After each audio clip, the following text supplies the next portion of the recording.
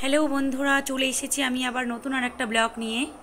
তো আমি সৎসঙ্গের অনেকটা আগেই চলে এসেছি বন্ধুরা। ঠাকুরকে ভোগ দেওয়া হয়ে গেছে। এখন সবাই যেখানে বসবেন দাদা ও মায়েরা, সেখানে সব জায়গা ঠিক করা হচ্ছে, পাতা হচ্ছে আসন।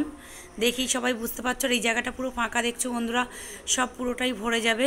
দাদা ও মায়েরা আসবে, আমি অনেক আগে চলে এসেছি, তার জন্য এখন প্রচণ্ড ফাঁকা লাগছে। আর সবাইকেই আমার জয়গুরু। সবাই কেমন আছো বন্ধুরা? আশা করছি সবাই ভীষণ ভালো আছো। আমিও আমার পরিবারের সবাই পরমপিতার দয়ায় ভালো আছি বন্ধুরা। এখন যিনি বসেন কথা বলছেন, যে ঋত্বিক দেবতা, উনি আর আমাদের মাঝে নেই। পরমপিতার কাছে কামনা করি উনি যেখানেই থাকুক সর্বদা ভালো থাকুক।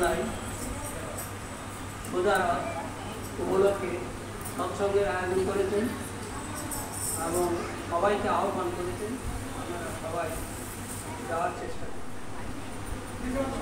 মায়েরা বসে আছেন এবং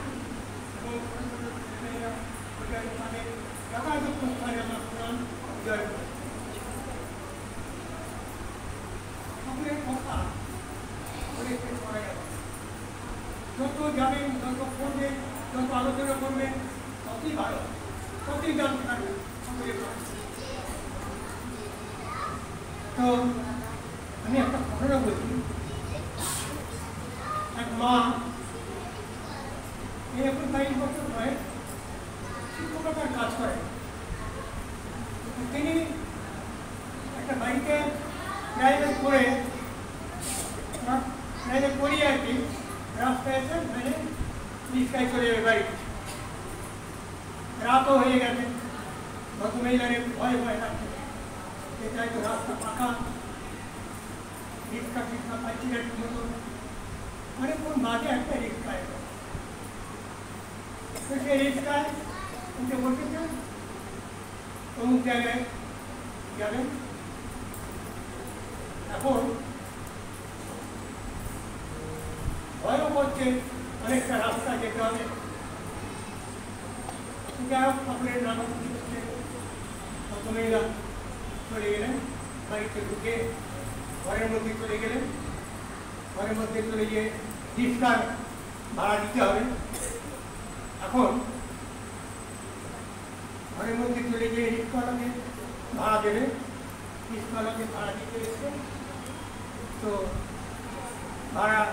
রিক্সাওয়ালা ভাড়া দিতে বলছে, ওমা আপনারা তো দুজন এলেন। দুজনে না, আমার বাড়িতে কেউ ছিল না, আমি একাই। না, আপনারা দুজনে এসছেন, আমি আপনার সঙ্গে মিথ্যে কথা বলবো? রিক্সাওয়ালা বলছে,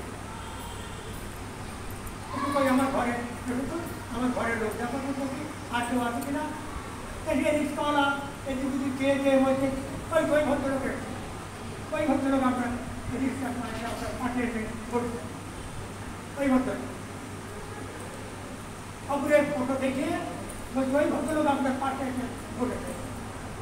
চিন্তা করো, মহিলা এত ঠাকুর ভক্ত, এত তিনি ভয় ভয় করছেন যে আমি এই রিক্সা একা আসবো এত রাত্রে। ঠাকুর সঙ্গে করে নিয়ে যায়, ঘরে পৌঁছে দিয়ে গেছে। এই হচ্ছে ঠাকুরের কৃপা। করে বেচা কৃপা মানে করে পাওয়া। যাই হোক, আরো যারা আছেন সকলকে আমার আনন্দিত জয় গুরু।